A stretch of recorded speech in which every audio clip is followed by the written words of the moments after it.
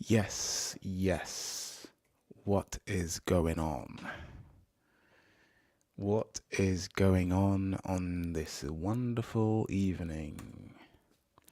I'll tell you what's going on. What's going on is I'm trying to find my tunes. I think they're ready.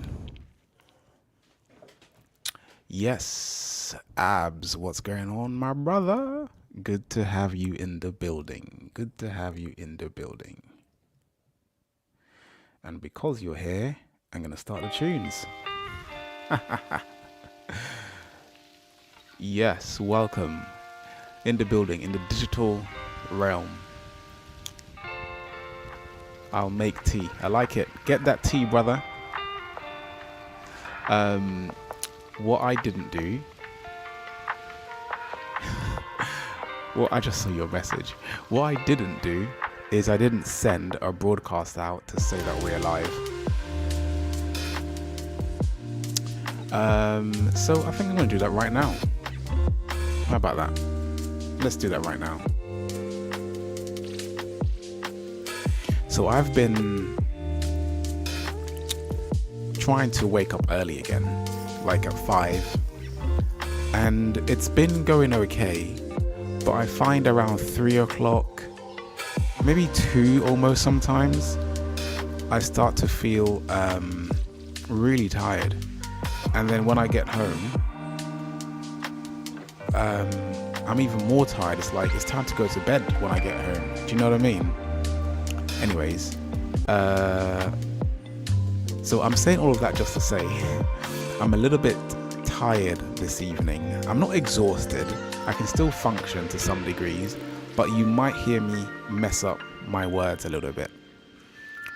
I was speaking to my kids this afternoon, and what did I say? I don't know. I mixed up 2 words. Was it something about a cab? Nap, that's it. I was telling my daughters to have another bite of food, another mouthful, and then I said, have another nap instead of have another bite. What is going on? I was feeling so tired today. And I've been going to the gym as well. I've been keeping that up, man. I'm doing like 3 or 4 times a week at least, and it's really helping with my energy levels and mindset and all that kind of stuff as well. Anyway, I'm waffling a little bit while I send this thing out. So let's do... Hey, charismatic vibe, what's going on? Chris asked a question. Have you been watching the Africa Cup of... I haven't. When did it start? You know I'm not a massive football fan. I mean, if it's on and I'm in the room, I'm not going to leave the room. I'll watch it. But when did it start and when does it end? Actually, more importantly, when is the semi-finals and finals? I think that's the most exciting parts for me with football. I'm not a massive football fan. In fact, I tried to tune into my friend... to my friend's football sort of YouTube stuff, and I hardly know what they're talking about, to be honest. It's almost the final. Okay.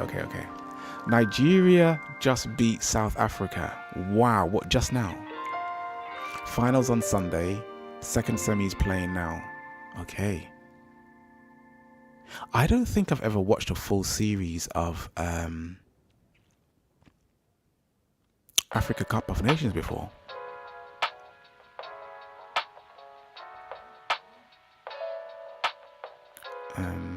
Yeah, but finals are on Sunday and the second semis are playing now. I'm tempted to have that on and be looking at it while I'm doing the stream. What time does the match end?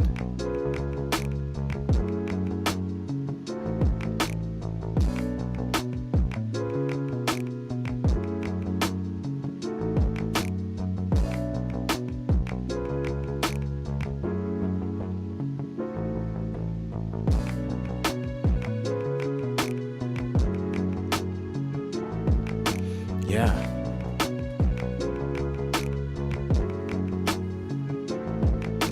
Okay. It's still the half. I mean, the first half. Okay, at least an hour. Nice. I kind of know how football works, Abs. I just don't watch a lot of it. I feel like you guys are trying to school me on football, which you probably should, actually. You probably should. If you ask me about,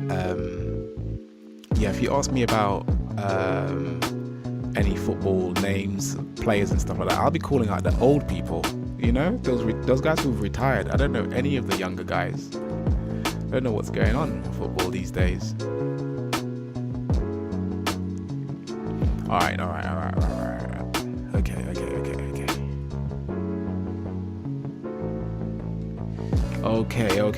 Okay. So we are talking about a few things this evening, and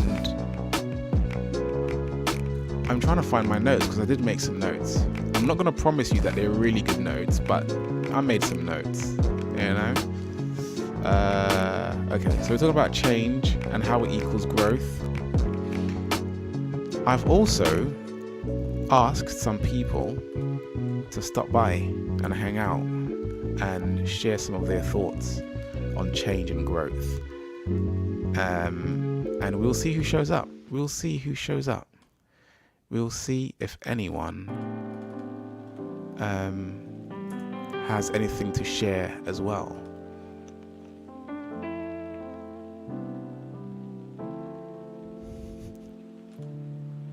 Your uncle doesn't play football, doesn't watch football at all, but he can name every artist. Artist as in like a musician, or you call the footballers artists. I guess they are kind of artists if you're calling the footballers artists. I guess they are kind of artists. It is an art form, right? It's both an art and a science, football. Yeah, when I had my last job, second to last job, actual job, like full-time job. How old was I? I used to have these debates because like some people would come into the office, they're like, yeah, we watched the match, blah, blah, blah. And I would just be like, all right, whatever. Tell me when the finals are here, innit? And they were like, what do you like doing? And I'm like, what do you go crazy for? Like, what are you really passionate about? And I'm like, I don't know, music, but I don't go crazy over it. And I was saying that I just never understood the whole thing with the whole football stuff, right?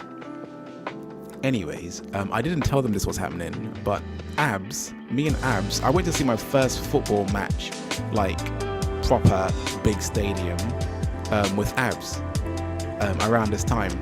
And who did we go to see? It was a local derby, which I had heard the phrase before, but I didn't really understand what it meant. So it was Fulham and Chelsea. We sat with the Chelsea players, and I did enjoy sitting with the Chelsea players because they were a little bit reserved where we were sitting. It wasn't too hooliganish, and that was nice. So I go into work the next day, and I'm like, yeah, guys, I went to my first football match yesterday, and I think I get it. I got it, I get why you get excited. I get it. And then they were like, who you went to see? I'm like, yeah, went to see Chelsea and Fulham. And like, where did you sit? Like, I sat with the Chelsea supporters, and they're like, oh. I don't know why everyone hates Chelsea. Nor do I care. Music artists. Okay, he can name almost all the music artists. Yes, I guess it's what you're passionate about and what you're into, isn't it? It makes sense. It does make sense. All right, I'm going to say something funny. So I'm watching the view account, right? And we just lost the viewer after I said I don't know why people why they don't like Chelsea. I wonder who's gone. Oh my days. Okay, listen. We're talking about change, right? We're talking about change this evening. And change is something that comes up quite a lot, especially if you're in work. There's like new jobs that went around 20 years ago called like change management and stuff like that. And change is one of those things that's really important that we recognize when we need to change, but it's also important that we recognize when change is frustrating us, right? We need to recognize when change needs to happen, and we also need to recognize when change is frustrating us. And the question to ask is, what do you do about it? In both scenarios, what do you do about it, right? Do you hide? Do you flight, or fight, right? What do you do in those moments? What skills and what knowledge do you have to approach this thing that is change in a way that will, benefit you and maybe have the impact that you are trying to have in your organization, in your community, in the world? With that said, that was the intro. Tea time. I hope you got your tea. You got your tea? What are you drinking? I have got something interesting. So this is berry tea with basil leaf. Let's see. I've not had it before, so we'll find out. We'll find out together how it is.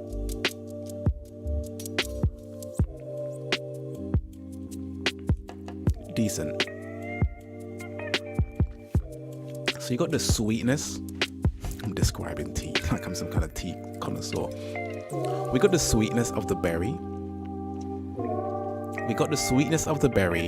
And we have that kind of earthy greeniness of the basil. Moroccan mint tea. Abs, did you do it Moroccan style? That's the question for this evening. Did you make your tea Moroccan style? Did you make your tea Moroccan style? And I think we know what Moroccan style is. As usual, ladies and gentlemen, if you want to join the live, if you want to have a chitty chatty, I'm going to star the comment and I'm going to put it in the chat. Click that link, turn your camera on, turn your mic on, your audio on, and let's talk. Nah, bro, that takes too long. Listen, it's worth it though, especially when you hold it from this high and you get the that makes the tea taste so much better. Am I lying? I don't think I'm lying. I think you agree. All right, cool. So if you want to jump on, feel free to jump on. I've not done a WhatsApp status or a Twitter, or do you know what? Sometimes I just really don't want to. But I keep being told by my friends and some other people that I should promote a little bit more. So I'm gonna try and do that. All right, so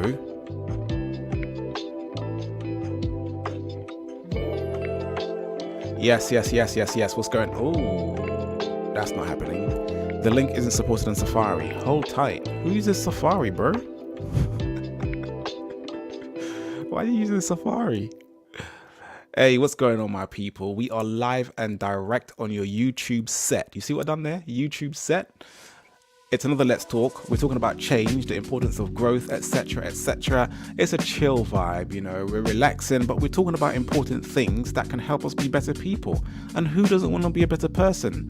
I know you do. I know I do. We all do. So let's have a little chit chat. Let's wind down the evening this evening. I've got the tea and the tunes. Let's go. Look at me doing adverts.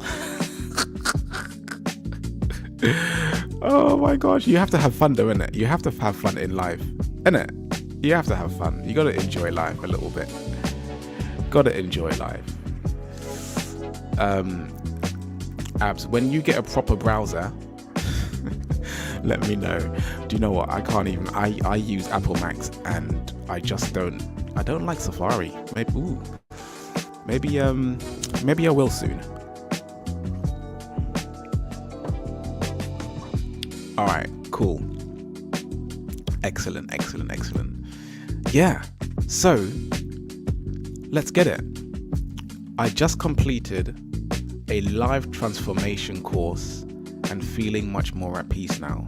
Tell me about this life transformation course. Tell us about it. Tell us about it. Tell us about. Look at this guy. Look at him. Look at him.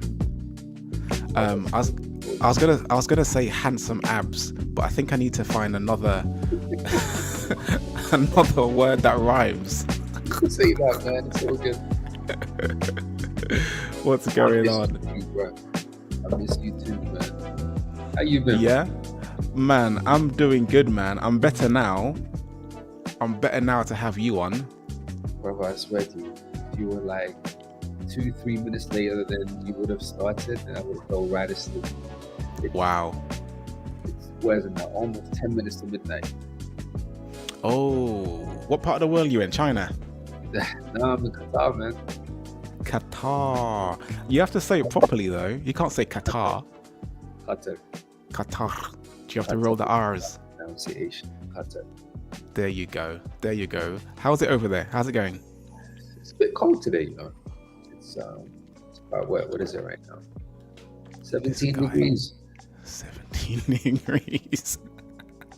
It's a bit nippy this evening. You got a scarf and everything. Yeah, man, it's a bit cold. You know? Not used to that. I said 17 degrees. I would be happy with 17 degrees today, my friend. It was at a 23 in the daytime. Yeah. Wow. I didn't know. So 12. So when does it start getting cold? As soon as the sun goes down, it just starts getting cold. Yeah, I mean, it goes down to about 14 tops, to be fair. 14? Yeah, 14 is a maximum. Wow. That's a proper winter. Yeah, pretty much. Wow. But surprisingly, it's kind of, it's a little bit colder than what you expect, especially if you head down to the desert. But it's lovely, but sometimes you have about maybe 4 or 5 months of the year like that. The rest of it is just a complete opposite. 50 degrees. So yeah. It's either this or that. One or the other. And how do you deal with that? Because okay, you got a scarf, right? So is that like, do you start preparing around November or December or something? Oh no, everyone gets excited. You see how back home in London, when it gets hot, everyone just gets happy, right? It's the opposite. When it gets cold, everyone gets happy. Everyone's camping, everyone's making campfires, everyone's just chilling in the balconies, everyone's relaxing. Okay. But it rained before that, everyone is just so jubilant. When it rains, everyone's so happy, man. It's a beautiful thing. Wow, that's interesting. That's so fascinating. The contrast in terms of perceptions from what it is in the UK versus here, it's very different. Yeah. Right? So what you have in abundance, you tend to take for granted. Here, we don't have enough rain at all. So when it rains, celebration. True. So listen, I've told some people about how we worked together when you were back in London, right? And so you moved to Qatar. Yes, sir. How was that transition? Ooh. From London life to Qatari life? What you tend to miss is, to be honest, you miss the people the most. You miss the slipstream of working hard the most. You miss the environment, the authenticity, the reality of what I would call real life. I would say to you, Qatar is secluded, it's somewhat shielded, and it's in a bubble. So the reason I mean by that is, what I mean by that is that it's everyone here is in employment. 100%, or 99.999% of people here are in employment. So everyone's here to be in employment. Approximately Qatar is only 400,000. Expats outside of labor is about 1.1 million. So everyone here is working. So everyone's here in the sponsorship, in the visa. They're here for work. They're not here for a long time. A lot of people come and go. So you miss the authenticity of real relationships around you, you know? Because people are here just for a short time. Their times tend to be somewhat of a hidden prospect or agenda or philosophy as such. I'm not going to stay here for too long. I'm, picking up and leaving. Whilst in the UK, it's just real. It's what life is supposed to be. There's retirement, there's homelessness, there's physical, challenges back and forth. Everyone's working hard like that. Here, a lot of people are here simply in contractual employment. There's not a lot of entrepreneurship, so it's hard to really be very much in that line. You've got to be very self-driven, self-motivated. You've got to be sort of inertly governed in that way. Nobody's supposed to be otherwise. Is that not the case everywhere though? Like, if you're an entrepreneur anywhere, you have to be self-motivated. Yes and no. Depends on the environment. So let me put it to you differently. Like, if you ever go down to Miami, I promise you, if you haven't started hitting the gym, you'll start hitting the gym the next day. Okay. The environment sort of somewhat forces you to do so. Right? You feel like you're missing out somewhere. Right? And being in London and seeing so many people hustling, grinding, pushing, there's a slipstream that you kind of go into that makes it so much easier for you to be able to do so. Everyone's grinding. Everyone's trying to do something. So when that's not the status quo, when that's not something that's so common around you, and if you're not conscious, if you're not careful about it, if it's not in your consideration constantly, then you tend to slip behind. At the very least, you slip into a gear that you normally wouldn't be. Rather than being in the fourth gear, you kind of just jump into second gear. True. It's like that that famous phrase we hear in not public speaking, personal development. You're the average of the 5 people. You finished your tea? Yeah, man. We got to end the live then. I'm a slow drinker. My tea's still hot and everything. What's going on? This guy's finished. It must be really cold out there. I could have made shisha for this one, man. Damn.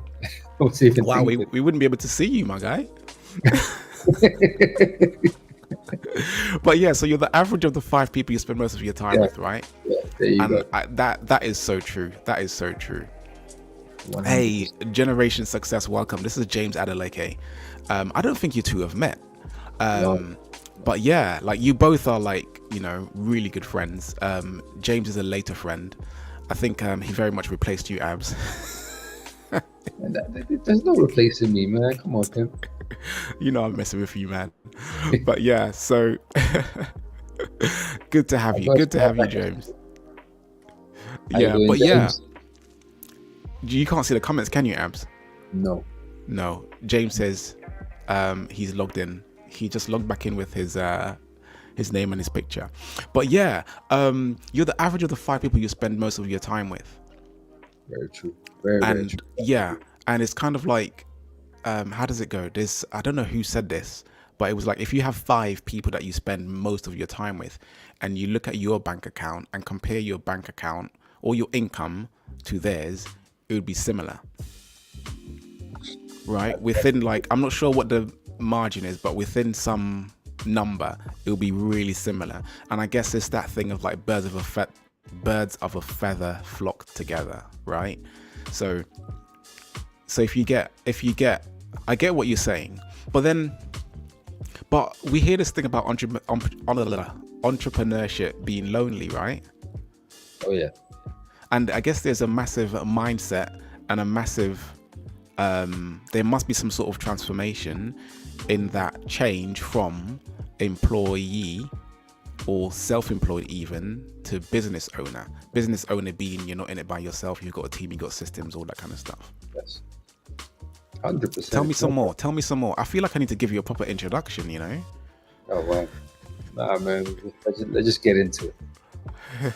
Matter of fact, you see the comments now, just change it up and then just there in the section on the right. But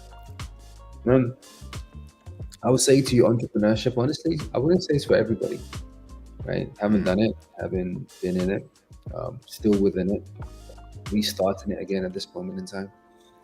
It requires, like I said to you before, it's just constant motivation. And it does require constant adaptation and continuous change on a daily basis. If you're not able to adapt, if you're not able to change, if you're not able to find a way and just not think about conformity, thinking about obstacles and ways to be able to jump through hurdles and actually be able to bulldoze through different problems in front of you, then there's no way you'll be able to sustain it for a very long time. Because there's a feasibility, there's a business plan, there's your plan, there's a strategy, and then there's life and everything that happens with it. You know, Mm, there's so many different layers incorporated as well, whether it's the business, whether it's contracts or friendships, or it depends on the style of business, whether it's clients or constructions or a service or a product or marketing or anything that there may be. You know, as an entrepreneur, you have to be very risk tolerant and risk averse as such, both at the same time. You have to really understand what you're trying to do. mm, There has to be a vision. mm.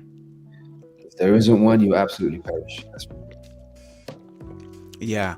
How did you feel about so you're like in the personal development in the form of fitness industry, right?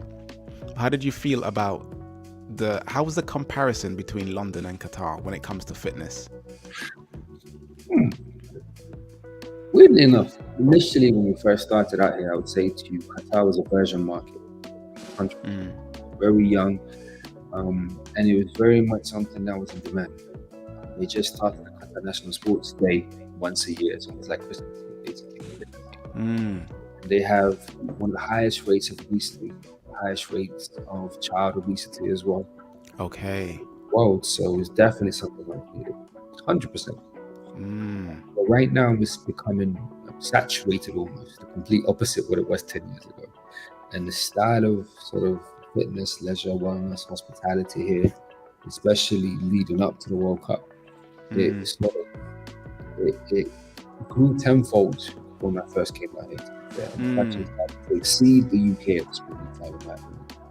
Right? The only thing that it lacks is a population to match. Country is empty. Country is literally running dry. Wow. Right? Oh yeah, for sure.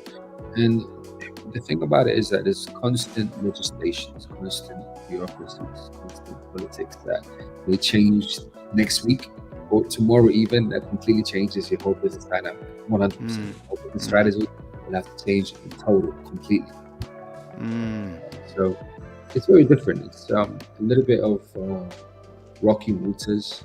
It's icy waters as such.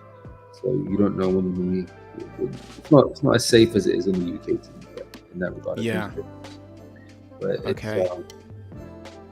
it's enjoyable nonetheless, man. For real. Yeah. I like what you said about adapting. I'm going back a little bit. It's not like I wasn't listening when I changed the subject a little bit, but I liked what you said about adapting, and being willing to adapt to your situations. James is getting ready to come on. Do you know what? This. Let me just bring him on right now. Are you ready, James? Just give me a nod or thumbs up. I see you fixing your camera. He's ready. He's ready. Oh my days! This is the A team right here. Oh yes. Thanks for having me. How you doing? How are you, brother? You good? Highly blessed, highly favored. I'm excited to be on this show. Alex, thanks for having me. Great to meet you as well. How's everyone doing? Absolute pleasure, man. Yeah, good man. He just took the energy off a level, right? Listen. I love the energy. There's me past midnight, man, coming in with some great energy. Thanks, guys. Much love. Do you know what? It's so funny because like me and Abs, when we hang out, we're like, it's chilled out, we're taking it easy, we are catching up, whatever. When it's me and James, it's like, let's go. Let's go. Let's make it happen. But one life is make it happen. Yeah. That's yeah, man. Oh my gosh, James, you work in an industry where it's very much about change, in terms of like social impact, right? And Abs is in Qatar. Abs moved to Qatar when he was a little boy. So Abs was a personal trainer, a really good personal trainer at that. I was helping Abs set up a business called the Gym Clinic. Man, this is what it was. One of my first proudest projects because we printed that logo on glass. Did we illuminate it? It was really, really beautiful. It was beautiful, man. It was a nice little clinic in Baker Street. It was like a clinic with a PT, and it was a nice massage, personal training, rehabilitation. It was pretty much like the gym clinic. It was a nice little kind of marriage between the two. They really had synergy, but that was great. The logo was beautiful. You did it wonderfully. Yeah, no, it was great. It was a great space. We've lost James. But yeah, it was such an amazing space. And then to see like you've gone on to there and you've founded and started new gyms in Qatar, and it's brilliant to see. I think he's back. I see a bit of movement. So that whole introduction, he's just missed it. Yeah. I But thought he yeah. was calm for a second because he was just smiling. I didn't realize his whole screen was frozen. Sorry, you didn't realize. I didn't realize. I just thought he was just calm for a minute. I was surprised. Oh man. But yeah, do you have any you like a lot of quotes? Do you have any quotes that relates to change and transformation? Wow. Yes, I haven't really given it a lot of thought, Alex, but which direction you want me to go to? Psychological, let's see, biological, chemistry, zoology. It all requires change, man. Yeah. Everything change. Everything requires change. Any change is inevitable. Change is everlasting. Change is the one thing that's always consistent in life. If anybody's resilient to change, I think they'll struggle. That's for sure. And if you're not flowing with change, I think you're going to become overwhelmed and effectively you're going to become under a tide of constant change and you're standing still. Change is inevitable. But let me come at you from a different perspective. First law of thermodynamics: nothing's ever created nor destroyed, right? So if nothing ever created, Abs, don't take it too deep. Don't take it too deep. It's not too deep. It's not too deep. They might not be ready now. They want to be ready. You dragged me into the story, yeah? So hold on a minute. But nothing. Abs, about hair, yeah, about hair. Abs is a deep guy, you know, about hair. Let me just make this point back down. I promise you. But yeah, first law of thermodynamics: nothing's ever created nor destroyed, right? So in order for something to be created, something has to be destroyed. So in order for anything to constantly keep moving forward, inevitably that creates change. Change is inevitable. That allows for destruction. That allows for renewal. And effectively, every cell in your body changes within a space of 7 years. They completely disintegrate and you formulate new ones. So every cell in your body, from a biological perspective, is changing.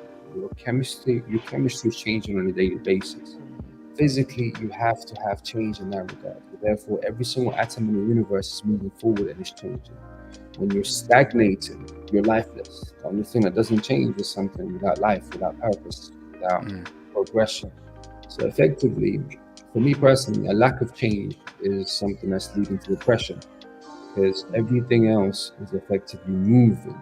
And it's almost as if I'll speak for myself, if I'm sitting at home all day watching Netflix for 10 hours, at the end of the day, I feel depressed to the point I can't even sleep, because I feel like I stagnated and everything's moving forward and I'm just staying still.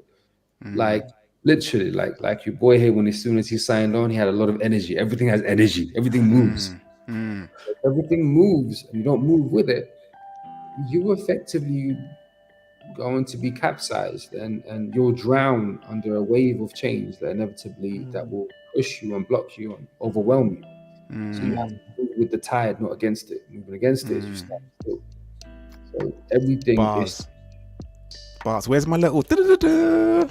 Honestly, you need those sounds just to add that element of like mic drop in there. You know, those deep. bars right there. I'm gonna have to make a short out of that one. I'm not into the short stuff, but I'm gonna have to make a little short about that one. You know, James, just drop some more bars, bro. This is your 16. 16 bars. I'm not sure if it goes as deep as Ad right there, but you know, we've been through moments of turbulence over the last few years, especially with COVID and lockdown. And for me, when I was running my business, the year before, 2019, before it was our year, 2020, we came into COVID and everything kind of was ripped apart. And throughout this journey of entrepreneurship and making change, one of the things I've learned is you always have to focus on what you can control. Like I've said, you know, change is inevitable. Around you, things are moving. The world is moving. Your friends are moving. Life is moving. And often it can feel like you don't have any control, but you do. We all have options. We all have. We all can take action, and inaction is is an option, is a choice. But yeah, continuously slowing things down and saying, actually, what can I control around me in these moments of chaos is what gives me strength. And then just focusing on the small steps that moves me forward every single day is kind of the secret sauce around this. And then the other aspect is sometimes you might need to bring people along the journey with you. And even though you're trying really hard to kind of get them on board with the change that you want to create, especially I run a business that operates in 2 countries, has over 16 staff, you can try to get them to see the vision. And if they don't see the vision, sometimes you have to make the hard choices in order to let people go so that you can float up in the air. Sometimes people just drag you down like a ball and chain, and you know, you have to make those hard choices sometimes. I went on a different tangent there, but Abs inspired me with his philosophical bars. Yeah. Tony Robbins has this. I'm in a quoting mood this week, but he talks about happiness equals growth.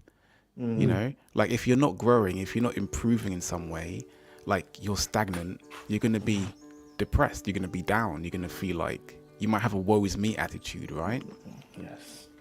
You know, so I think, James, I might have mentioned this to you last year around December or November maybe. I was talking about how I felt as an entrepreneur. And do you know what? I don't call myself an entrepreneur. I don't like calling myself an entrepreneur. And it's only last year I started calling myself a business owner. I feel like you have to deserve that right. Like, you know when you get a business card from someone and it says CEO of this company, and you're like, oh, cool. How long's it been going? Yeah, about 6 months. Oh, nice. Well done. Great job for starting. How many people in the company? It's just me at the moment. It's like, what are you CEO in? And I feel like you have to earn some of these titles that we're just throwing around, you know. So I felt like I didn't earn the title of an entrepreneur, even though I've been a part of like multiple projects, and I've started multiple projects. I wouldn't say that I started multiple businesses being they can function without me.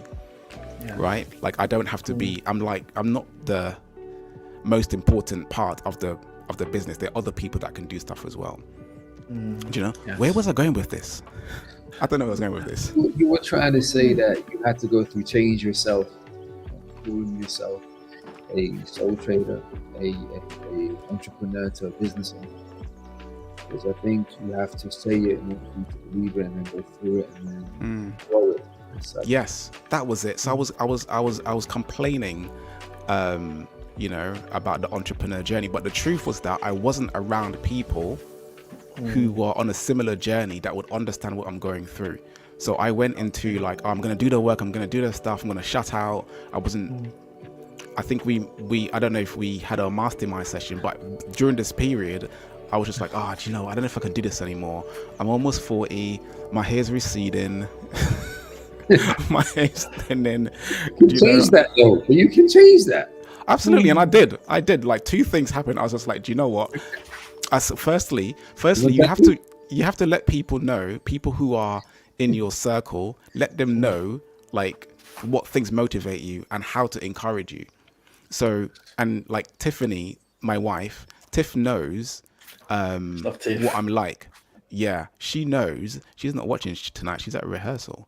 But usually she's telling me how great I look in the comments. So I kind of missed that today. What's going on? But ego boost, yeah. That's why he does this. Sometimes you need that. I'm only going. You look good, bro. Oh, it's not the same. Not the same. But yeah, so I was like, so that's one thing. I was like, Tiff, I don't know if I can do this anymore.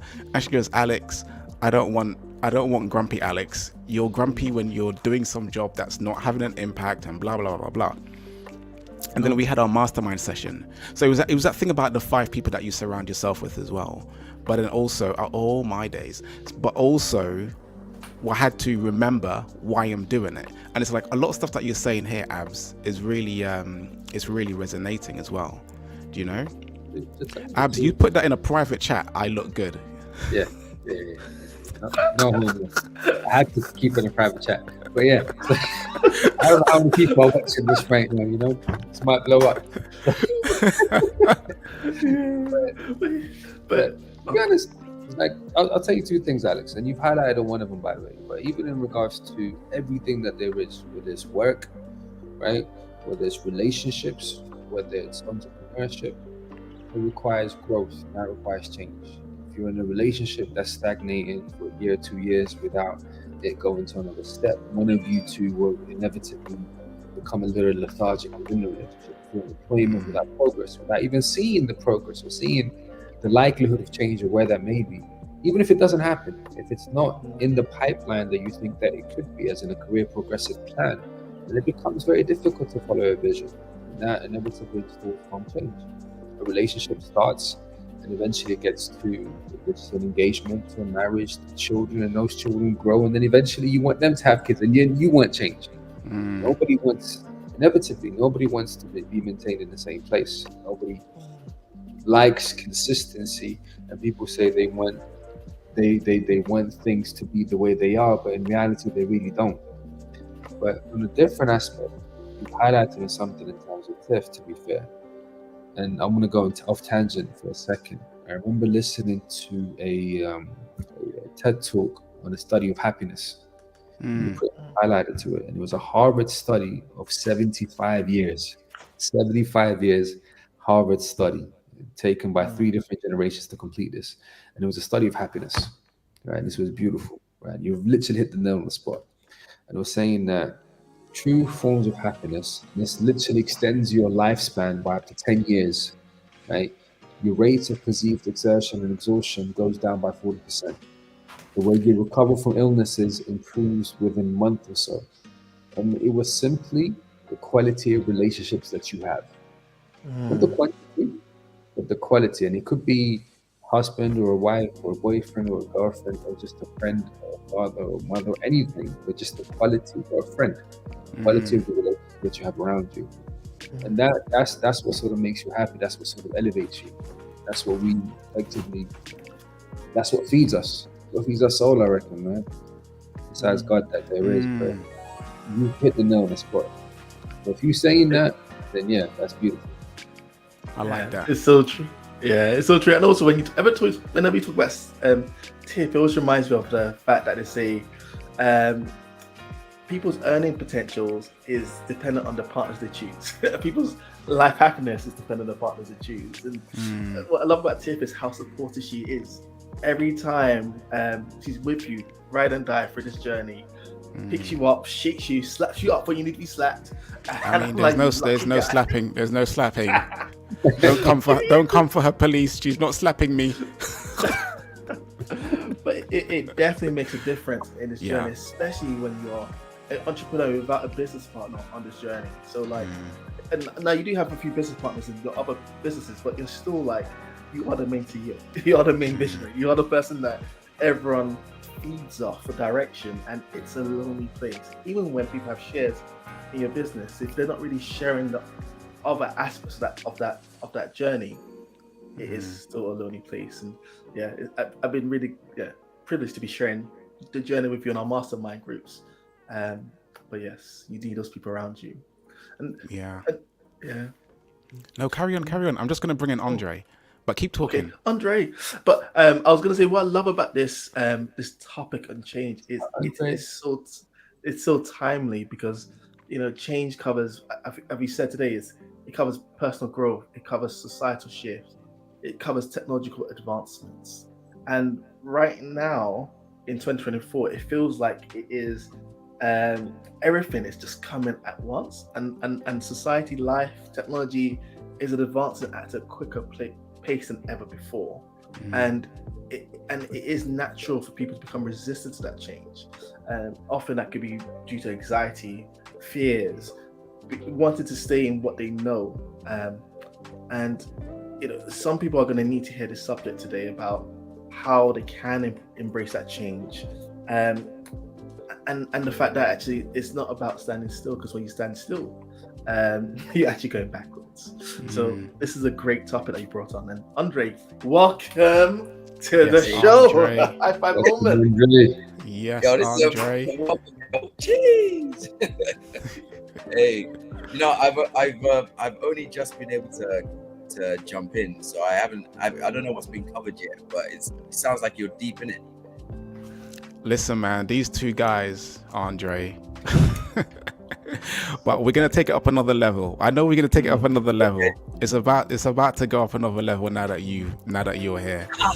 Pressure is pressure. Let's get the west side. There's no pressure, man. There's no pressure. But Andre, you do a few things, right? Andre's an architect. He's also a development coach, personal coach, business coach. And then there's something else that you're doing with some consulting stuff, right? Yeah. And that's all centered around helping people to transform and to change. Maybe not the architecture stuff. That might be vanity project sometimes. But you know, you're still putting something together that like having an impact. How do you feel about all of the things that you do in terms of architecture, coaching, and your business, and your dancing, your creative stuff as well?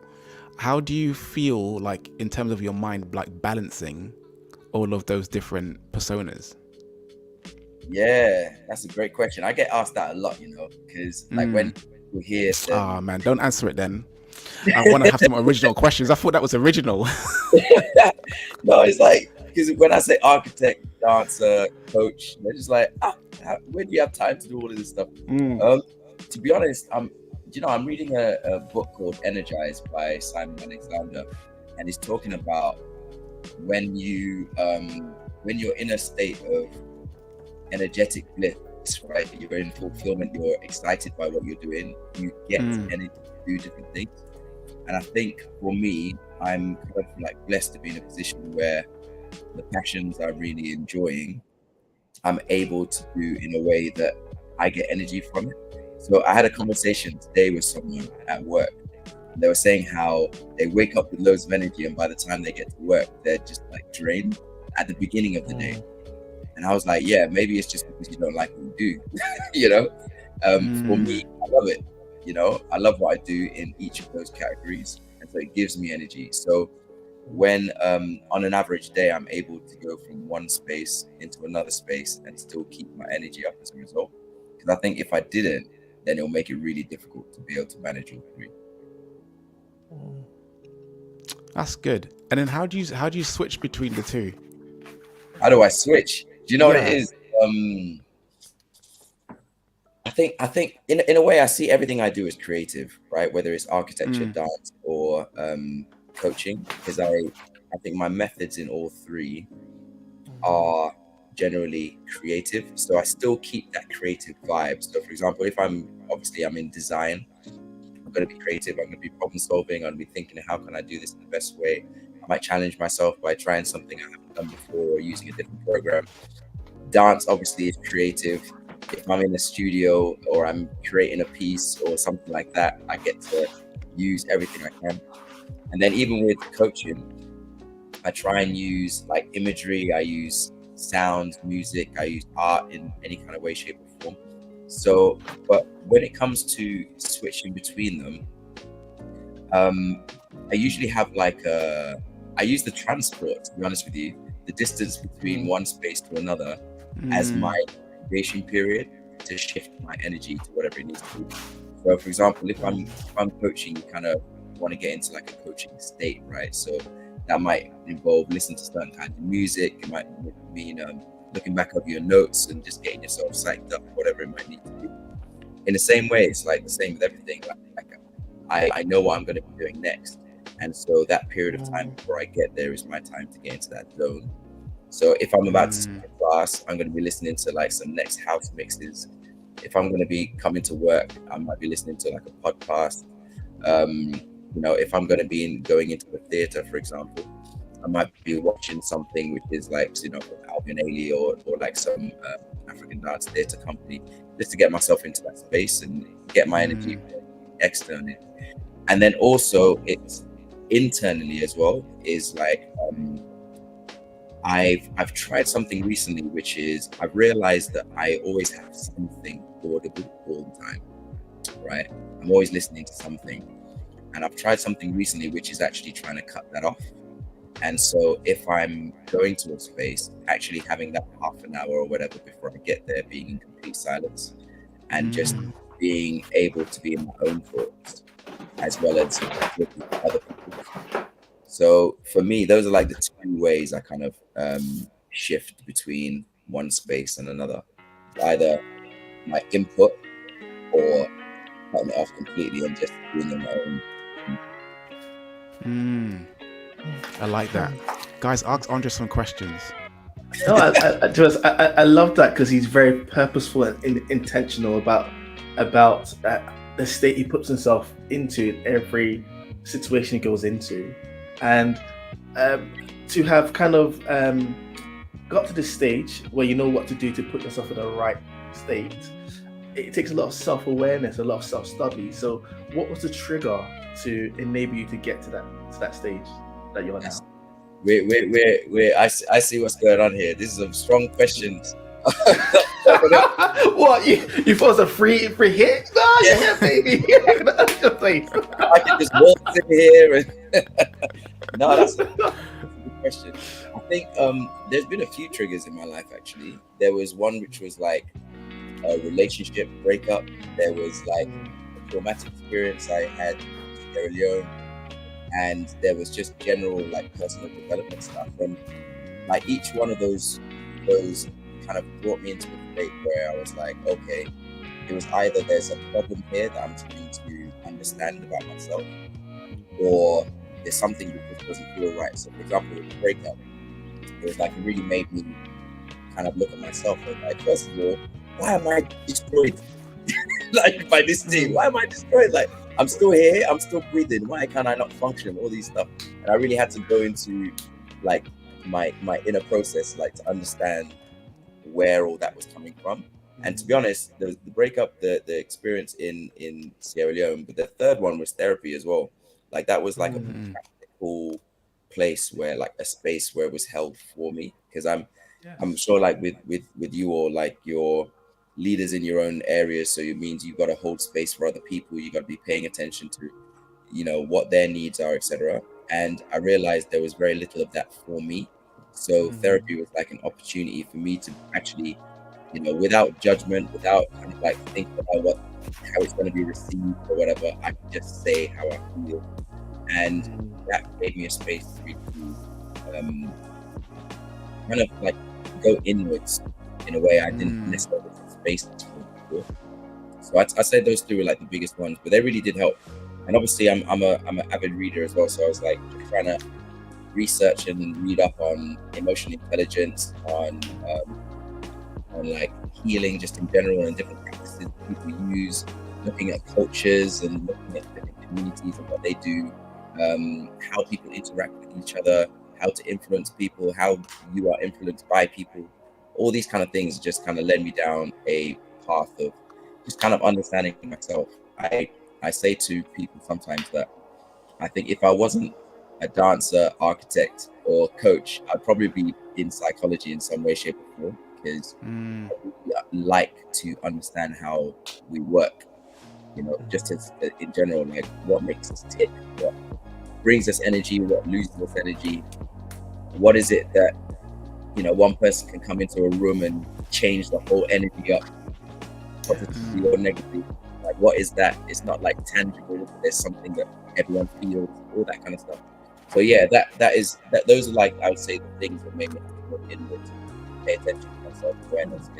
First two I needed. You know what I'm saying? Like I was like, no, I need to sort this out.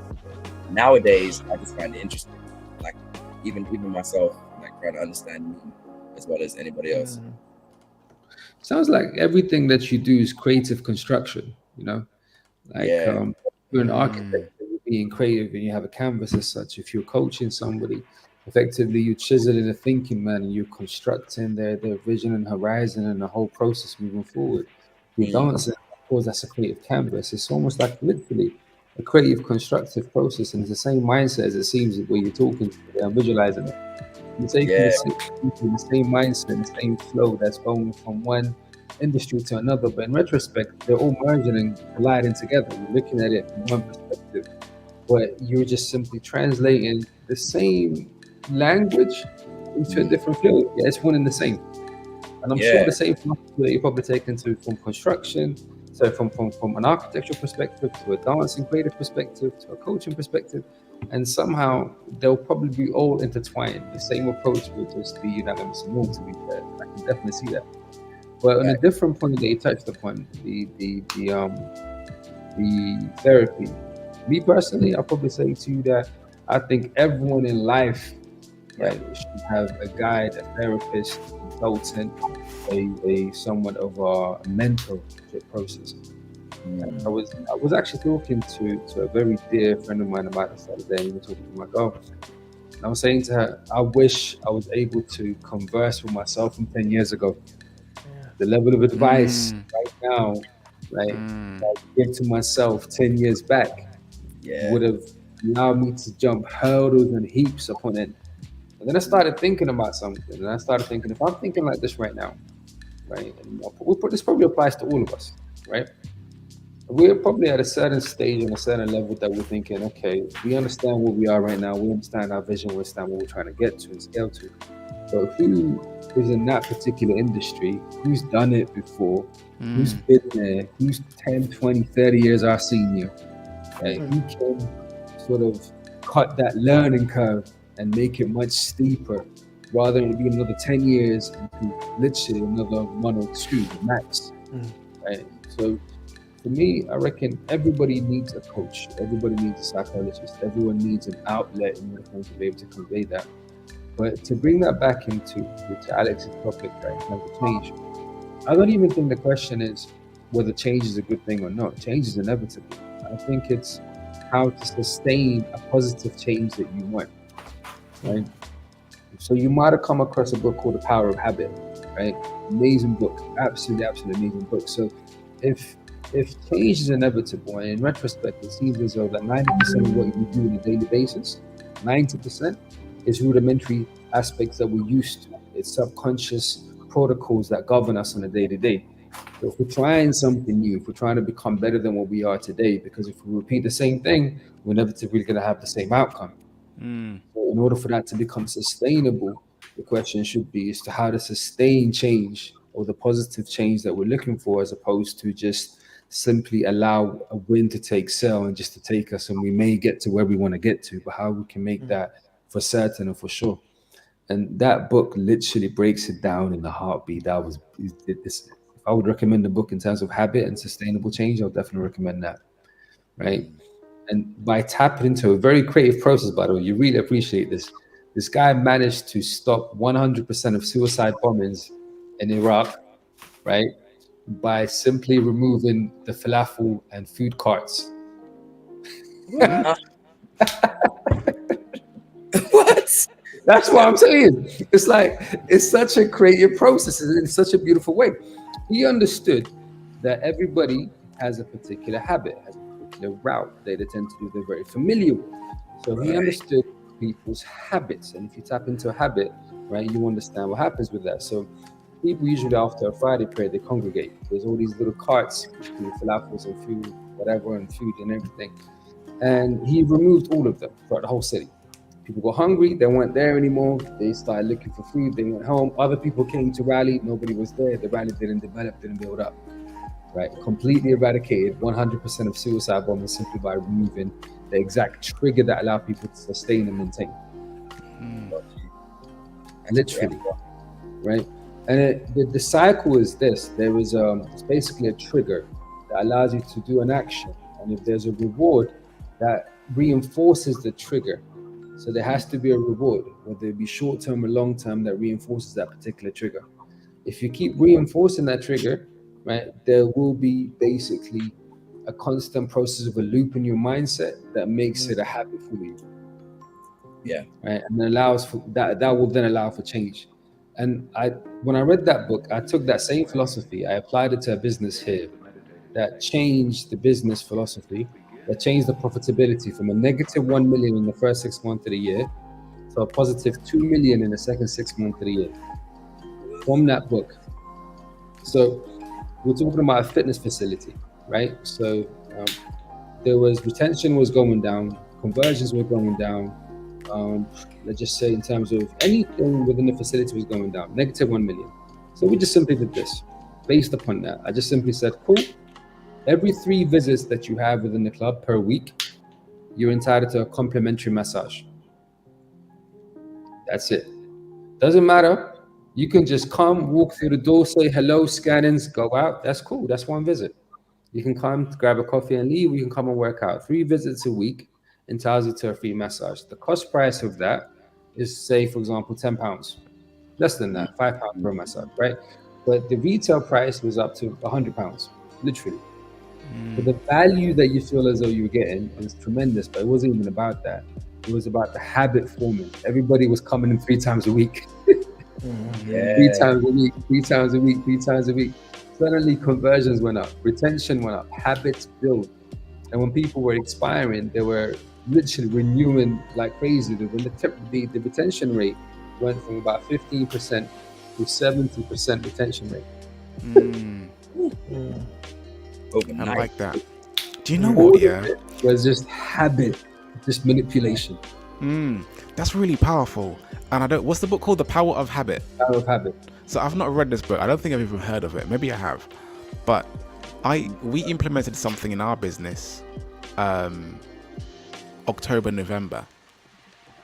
I'm not going to talk about it because it might be a trade secret, but I was like, I'm not sure if this is the right thing to do, but what you just said has made me think that it's the right thing to do.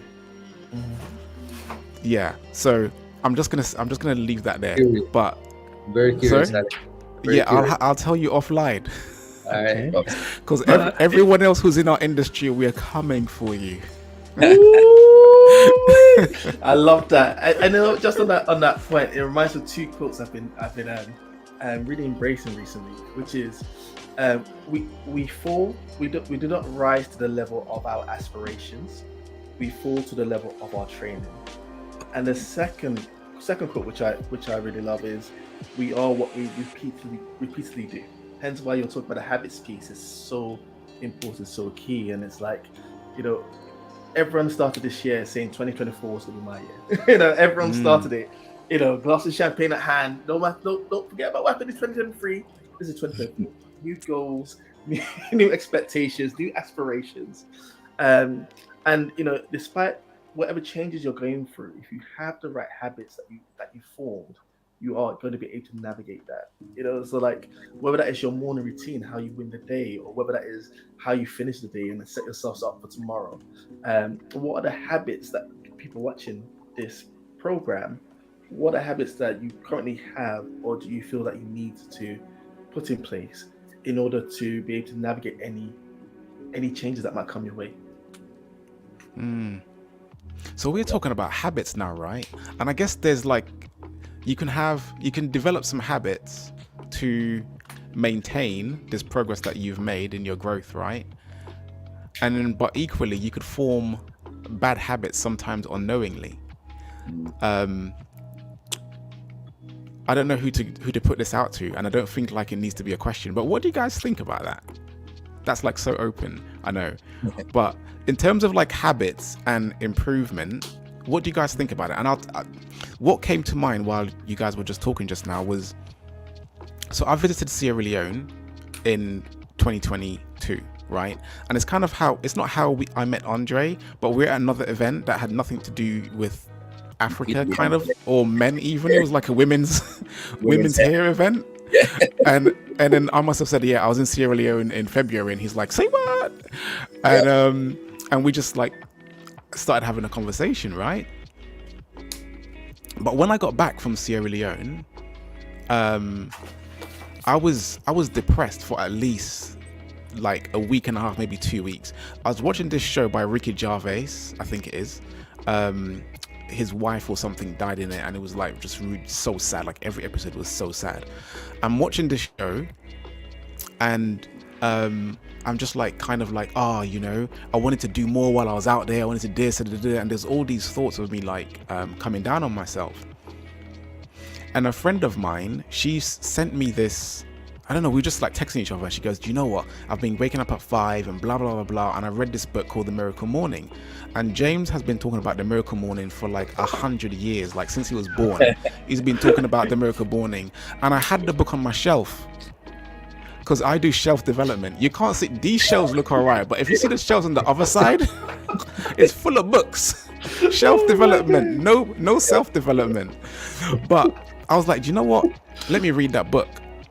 And I started from the moment I read that book in the afternoon. The next day, I was like, I'm going to try some of this stuff. So I started trying this stuff, and I developed this habit of waking up earlier, getting my exercise, and it really pulled me out.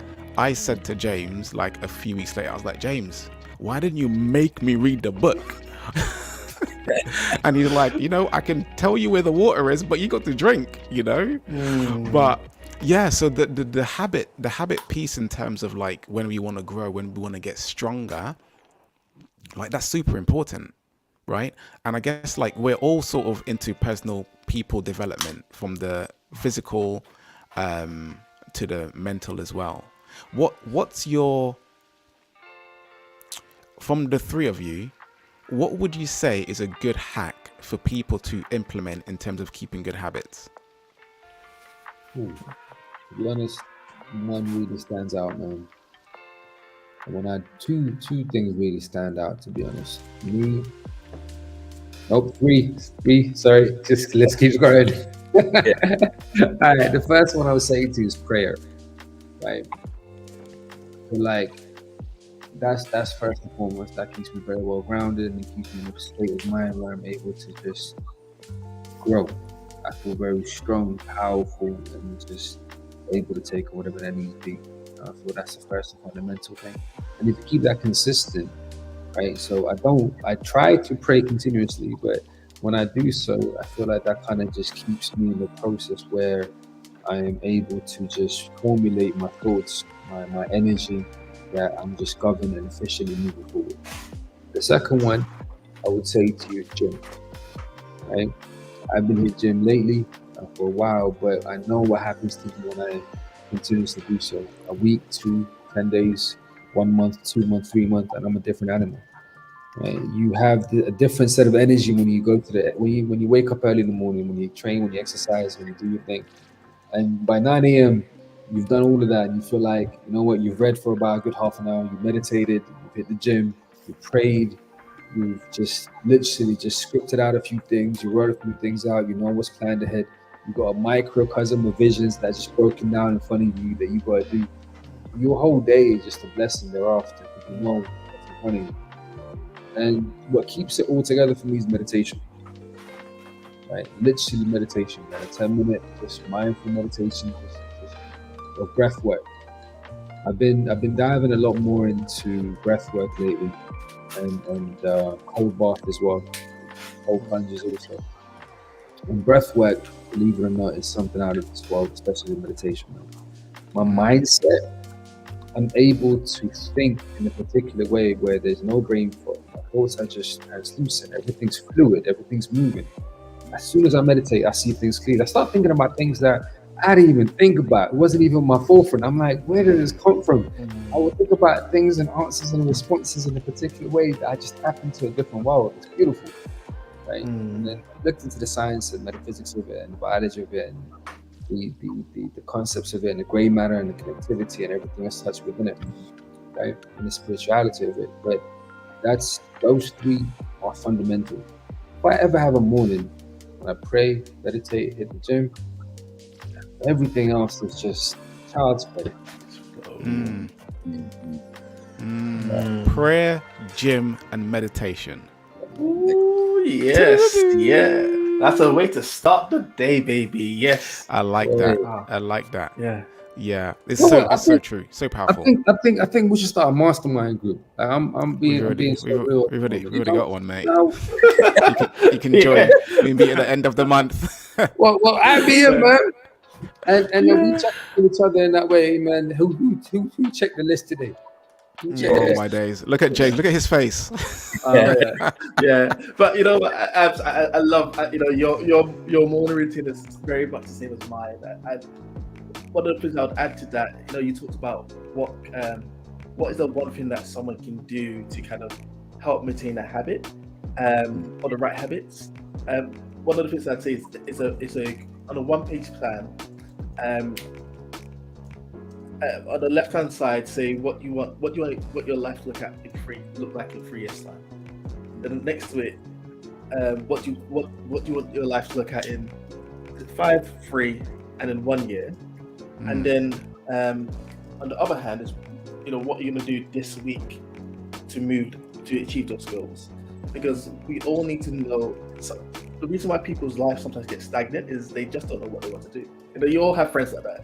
They party, they have fun, and always doing from one thing to another. They're never happy because they don't know what they want in life. But having that kind of, this is what I want my life to look like in 3 years, working your way back. And the key thing is holding yourself accountable each week. So this week, I'm going to do these things to achieve, to move my goals forward. And then reflecting on that and learning about why you didn't move them forward.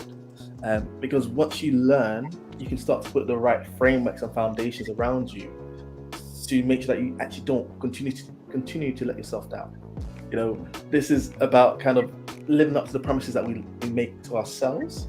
Those are good habits. Living up to the promises we make to ourselves in order to move our lives forward. And it's not easy because it's life. Like life will mean that something will happen. You have a breakup, you lose a family member, you might have the tax man might give you a nice VAT bill, like boom, your employer might decide to leave you, and you're like, you're my A-star employee, you're the one who's like bringing in the cash. Like life will throw curveballs at you. It's okay. It's okay. It's about what you do next. Bars. 100%. Let's go, Andre. Let's go. Yes. Hey, plus, on top of what everyone has said, one thing for me would be gratitude.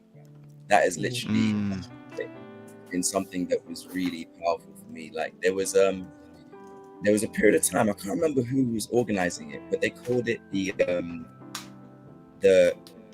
negativity fast and the positivity feast, and it was like a 21-day program, and the whole idea was based around gratitude, and it was around taking control of your thoughts, or not necessarily taking control, but it started with just being aware of them, and then knowing that you can actually allow certain thoughts to pass all the way through, similar to the meditation and everything. Like you don't necessarily look at them as good or bad, they're just thoughts, and then it's like, okay, how can I feed the good ones?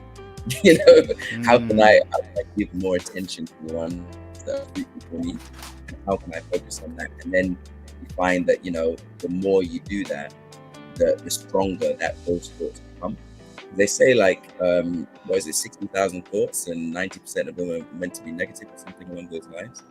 But with that, it kind of became like a hack for me. I used to do this thing called gratitude attitude every morning, and I just turn my phone on, and I'll be like, what am I grateful for this morning? Every single day I used to do that. And I stopped putting it online, but I kept doing it individually. And to be honest, for me, as well as what was mentioned before, like Jim, and we talked about effectively planning as well, which is a really important one. There was a Harvard Business Review, and I can't remember the numbers exactly, but I think they said 80-something% of these kids didn't plan or had no plan or whatever. I think it was 10 or something % had a plan but not written down, and then the rest, which was 3 or 5%, had it written down. And the ones who had a plan were 2 or 3 times more successful than the ones who didn't have a plan about 30 years down the line. And the ones who wrote it down were 10x more successful. And it's just keeping a track of that, okay, where do I want to go? But being also happy with where you are right now.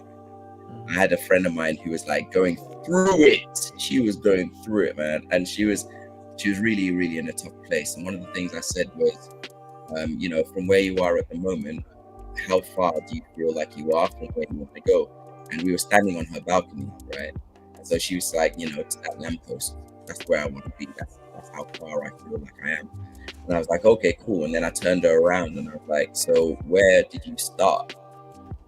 And when I tell you, like, that shifted her mind, because where she would have started in this example would have been 3 streets down, you know. But she's right now thinking about this little distance in comparison to the lamppost. And so, yeah, it's like having a focus of where I want to be, but then also being grateful for where I am. That for me would be like a habit that I'm really, really still to this day continuing. Gratitude. Powerful. That is Yeah. powerful. So I want to add something to that. Of course. man. Yeah. Now I want to add something to what you're saying, man. You said something beautiful, and I just had a thought in my head while you were talking. Well, everybody was talking, to be honest. It sounds like, I know it sounds weird to say, but it sounds like Uber and Google Maps, right? I promise you, it sounds like Uber and Google Maps. Like, just picture this. Imagine you're jumping into Uber and you're trying to get somewhere and you like drive. It's like, where? Like, just drive. You might get there.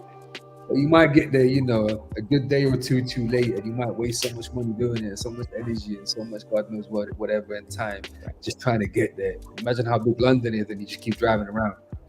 But if you have a vision, you know what you're doing, you have those micro goals, like you were saying earlier as well, right? That sort of long distance you're trying to get to. But you know what? First, I got to get to this area and that area and that area, and just mapped out and planned out. And naturally, you're going to get there so much more efficiently, so much faster, so much quicker, because it's a route, it's the map, it's the vision. That's it. So that's, in reality, that's just it presented in front of you in a particular way that just makes it so simplistic, incomparable to someone jumping in an Uber and saying, "I want to get home." Where's home? Just drive. Yeah, true. We'll get there one day. And just to add to that, because that's such a dope like image as well. And for me as well, there's also that element of, if there is traffic or any kind of obstruction, they change paths to reroute to be able to get to that destination. The destination doesn't change, you still focus on it. And since we're talking about change, and I think before I jumped on, I was like, I caught a little bit of what some of you were saying, is like, our relationship, I find, change, for me anyway, changed when I focused on the destination and not where I was. So like, if I know that I'm still gonna get there, even if I do any of these options, then my relationship with the process changed, as opposed to focusing so much on what I'm doing right now as if it's the only thing that's available to me. And just allowing myself to be free is like, you know, if I'm going up a mountain, does it matter if I take this path or this path, as long as I get there? Ultimately, when I'm standing on the top of that mountain, it won't matter. You know, it really won't. Like, the main thing is I would have got there. And so it's like, I just really like that analogy of economics, and just reminding ourselves that, you know, sometimes change can be in our favor as well. You know, it helps us avoid the roadblocks that we don't need to come in. Sometimes there might be a reason why we turn left instead of right. You know, all kinds of stuff. Yeah, fellas, this has been an amazing conversation. It's coming up to my bedtime. It's been an amazing conversation. It's been like, let me drop one quote. There's one more thing I add as well. There's one more thing I want to add to my mind. Like I do mind. I'm tired. I'm joking. It's almost 1 a.m. for me, man. Give me a break. I'm thinking like 1 a.m. You're good. I appreciate you. You were saying something a little while ago. You said that they're not necessarily good or bad. They're just thoughts, right? And that reminded me of something actually that kind of relates to that. But it's not just a thought process. Like I love quantum physics, right? And within quantum physics, there's something called a law of polarity, right? And it's literally a law in life that dictates that everything has a polar opposite. So in order for something to be in existence, the polar opposite has to be in existence simultaneously. In order for good to be created, bad has to be created. That's why you have both of them sort of together. If nothing's either good or bad, it's just a perception, it's a thought process. So when you were saying, all right, it's just, you know, the decision, it's not really good or bad here and there, that's not just the thought process, that's just its actual reality within itself. And then when you jumped onto gratitude and the perspective and the perception and the destination, as opposed to being diverted, that diversion might be the best thing for you. I'm sure all of us had a particular point in life where we wanted something, whether it be a relationship, whether it be a job, whether it be an opportunity, whether it be whatever it may be, that we never achieved and we never got, and we're really upset about it. Then about maybe a month, 2 later, 6 months later, a year later, you're like, you know what? Damn, I'm glad I never got that. Blessing in disguise, right? Yeah. But in reality, imagine how much time you wasted not realizing what it was, right? If you just believe that everything happened for you, not to you, and it's a blessing, and this is what it is, just the perception of a mindset, and that's actual physics, not even a thought process. It's physics, it's reality, it's something of a proper, objective process in front of you, right? That's a beautiful way to actually think about it in that regard. I just wanted to add to what you said earlier, man, for real. I Yeah. love it. Yeah. No. Well, let me just add my parts and don't worry. Then Alex, you go home. You go to bed. You go to bed. You're home You already. know what, Adam, Alex? keep Just adding. go. Let's just go. Let's just get. If I go, it's gonna We end. will continue, bro. If I go, it will end. No, but I mean, I think that the first thing was about that kind of that analogy of knowing your destination. I think once you know your destination, you then know what to ask for and what you need. But then also, people also know how they can help you to achieve your goals. The key thing on your journey is also to stay open and listen as well, because sometimes when we're tunnel vision and people are trying to give you advice or trying to help, you're like, you know what, I already know where I'm going. You sometimes stop that gift from entering your life. That gift of like wise words, direction, help. You can sometimes stop that from entering your life. So keep your mind, keep yourself open, continue to grow. There's a few other things, but the key one here, especially because we're talking about change, is I heard this quote the other day, and this is for the people who are religious, and those who are not religious may not get it, but when religious people are going through moments of strife and anger and like turbulence, sometimes go, Lord, why me? Like, where are you, Lord? And someone says, when you're taking a test, do you see the teacher? So with that being said, you know, there is a higher power still watching over you, even when you think you're alone. And the other aspect of this is every new level is a new devil. So if you get what you want, if you get that big business that's turned over millions of pounds, and you are able to hire hundreds of staff, but then you'll have challenges of people, resources, and cash flow. When you get given a gift in this scenario, it's not for free. So the price you pay is those challenges that you have, and you just have to keep on kind of learning to kind of overcome these new challenges, because once you do, there's going to be another beautiful place ahead of you. So just keep yourself looking forward. And the other aspect of this is, do not be stuck on the goal. Focus on the process. You know, people think in 3-6 months I'm going to achieve this. We overestimate what we can do in a short period of time, and underestimate what we can do in a long period of time. And the biggest benefit is not achieving a goal; it's who we become in pursuit of that goal. And our values, our belief systems will adapt and change, which means that actually we might decide that we want something else because we're in a different part of our lives. So yeah, be open. This is a beautiful process, guys. Enjoy it. High five moments, everyone. Let's go. Absolutely. Let's go. You know, Take us home, Andre. Take us home. No, you know, I was gonna say I feel scared to speak because I feel like I go to sleep. No, because in my head, I know all of us, our heads are still rolling with all this stuff we want to say. Like, I just really liked what was said just now about that. Like, there's this exercise I do with some of my clients, right, with coaching. Is, you know, we were talking earlier about speaking to your younger self, and that can be so powerful. Like, you know, what would you say to your younger self? And it's really good for us to connect to our inner child as well, and kind of like it can be used for therapy, it can be used for healing, all that kind of stuff. But I also like this exercise where you say, if you were, you know how we kind of like think to ourselves, okay, where do I want to be in 30 years, for example, 5-10 years? Who do I want to be? Once you're really clear on that person, what would they say to you now based on where you are? Because you'll be surprised the wisdom that is actually within you already.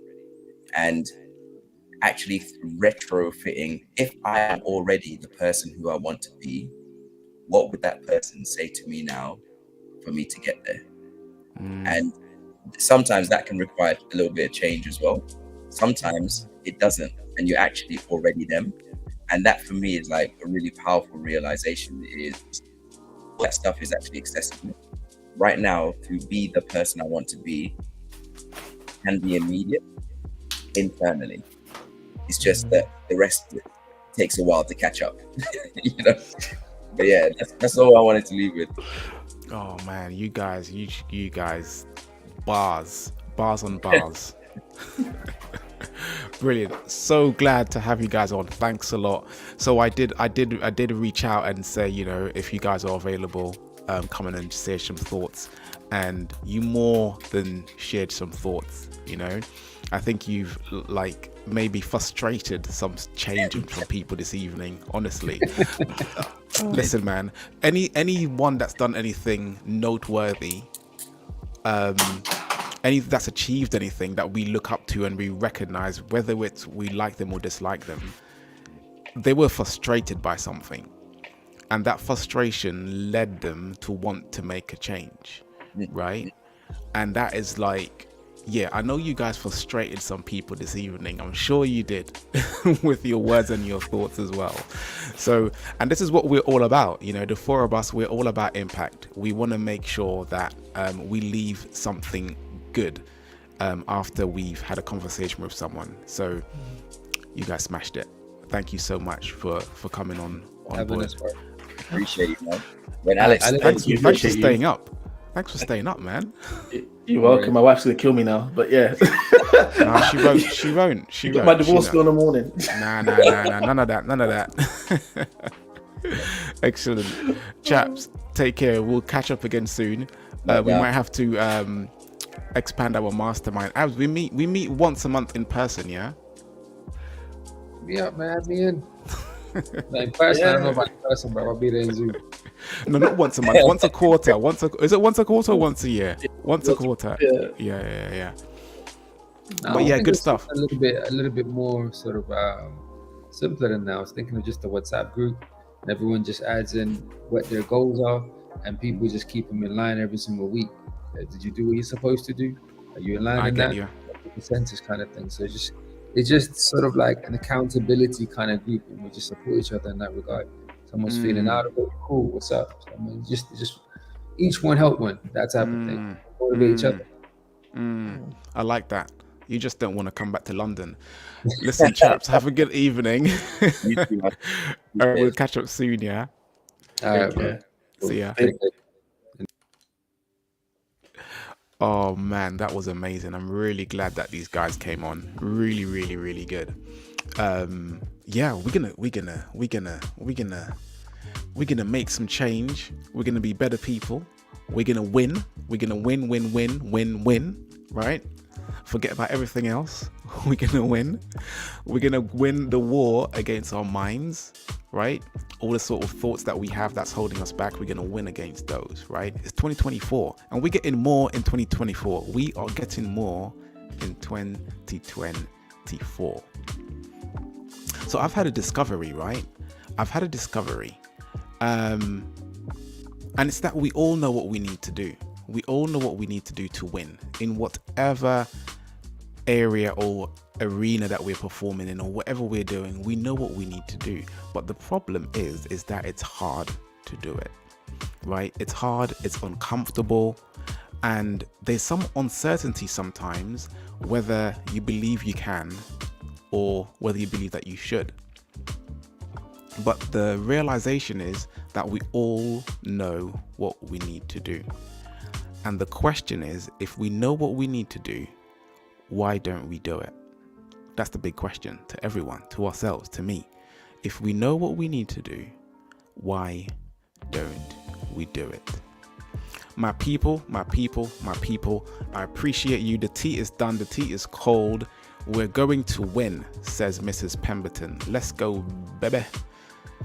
Let's go. The tea is finished. The tunes are still flowing. I wish you an excellent good night.